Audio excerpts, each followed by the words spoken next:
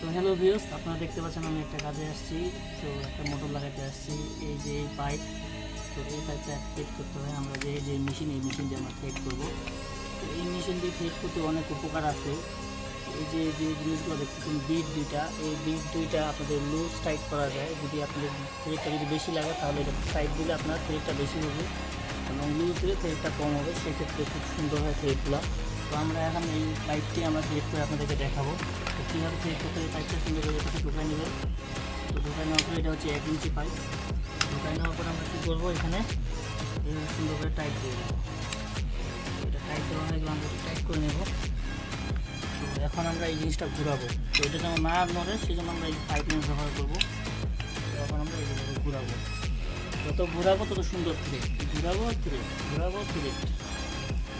তো এই থ্রেড করা হয়ে গেছে। তো এখন আমরা কী করবো, এই পাশে ঘুরাই নিয়ে এই পাশে আটকা দেবো। দেওয়ার পরে এই পাশে ঘুরাই নেব। তো দেখতে থাকুন। এই দেখুন, সুন্দর আমার থ্রেড হয়ে গেছে। এই যে আমার থ্রেড হয়ে গেছে। ঠিক আছে।